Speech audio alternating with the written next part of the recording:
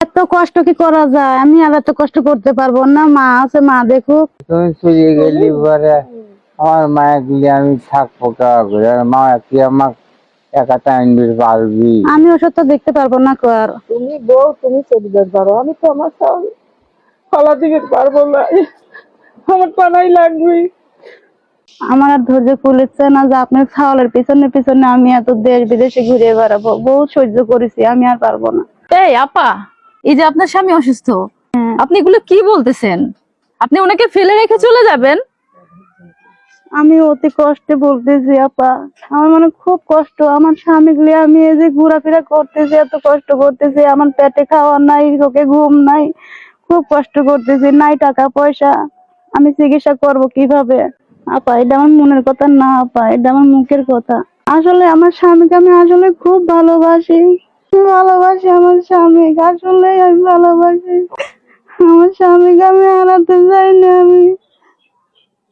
আমি আসলে আপনার মুখের কথাটাই বিশ্বাস করে ফেলছিলাম আপা। আমি আসলে দুঃখিত, আমি বুঝতে পারিনি। আমি হঠাৎ করে এসে আপনার কথাগুলো শুনে আমার খারাপ লাগলো।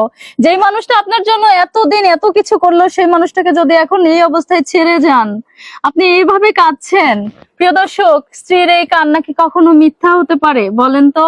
গ্রাম বাংলায় সহজ সরল এরকম হাজারো স্ত্রী এখনো পর্যন্ত আছে, যাদের ভালোবাসা, যাদের স্নেহ মমতার কাছে আসলে সবকিছু হারিয়ে যায়। পাশে বসে থাকা তার স্বামীকে আপনারা একবার দেখেন, কিসের আশায় কি জন্য তার কাছে থাকবে বলেন তো? কিন্তু তারপরেও তাকে বাঁচানোর জন্য আপ্রাণ চেষ্টা। মিডিয়ার সামনে এসে আপনাদের কাছে সহযোগিতা কামনা করছেন স্ত্রী, চোখের পানি ছেড়ে বলছেন, এই হাত দিয়ে কামাই করে নিয়ে আসে আমার খামাইছে, এখন সে কামাই করে পারতেছে না। আমার খুব কষ্ট, আমার সংসার, আমি দুইটা চাওয়াল লেখা না খাই আমি দিন কাটাচ্ছি, হাত পা সব ফুলে গেছে আমার স্বামীর।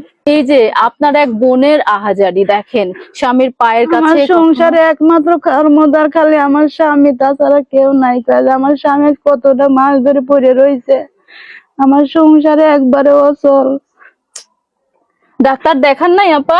ওঠেন ওঠেন ওঠেন। আমি ঠিক মতন আমি খাওয়া দাওয়ারই পাইনি, আমার স্বামী কামাই করতে পারেন না, আমি কিভাবে আমার স্বামীকে আমি ডাক্তারে দেখাবো? কত সুখের সংসার ছিল। কি করতো আপনার স্বামী আগে? আমার স্বামী রাজমিস্ত্রি কাজ করতো। হাত পা ফুলে কি অবস্থা! আল্লাহ, চিকিৎসা মানে হাত পা তো ফুলে গেছে আপা, আমি চিকিৎসা করতে পারতেছি না। যে কোনো দিন চামড়া ফেটে ফেটে পানি বের হয়ে যাবে। দর্শক, এমন একটা অবস্থা! আল্লাহ, মানে নিজে চামড়া ফেটে ফেটে পানি বাড়ায় আপা।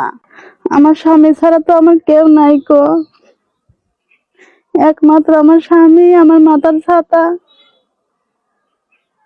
আমার বিপদে আপদে আমার স্বামী আমার সঙ্গী। আজকে তার এই করুণ দশা। আল্লাহ, অসহায় স্ত্রী কিভাবে কাঁদছে স্বামীকে জড়িয়ে। আপনার কাছে একটাই অনুরোধ, আপনারা আমার স্বামীকে বাঁচায় তোলেন। দর্শক, ভিডিওটা বেশি বেশি শেয়ার করবেন। এই আপার ফুটফুটে সুন্দর একটা বাচ্চা আছে, তাদের আমার সম্পর্ক। বাচ্চা, ওই যে বাচ্চাটা। ও আচ্ছা আচ্ছা, ওইটা আপনার ছেলে? বাহ, মাশাআল্লাহ, কি সুন্দর! আহা দর্শক, কি সুন্দর একটা ফুটফুটে সন্তান রয়েছে।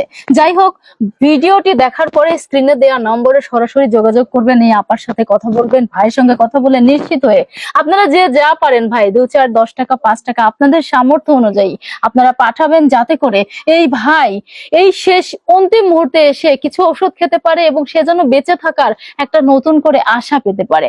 আল্লাহ সুবহানাহু ওয়া তাআলা যেন তাকে পৃথিবীতে বাঁচিয়ে রাখে। চলুন আমরা সবাই মিলে চেষ্টা করি, ভিডিওটি শেয়ার করি আর সহযোগিতার মাধ্যমে এই ভাইকে বাঁচাই।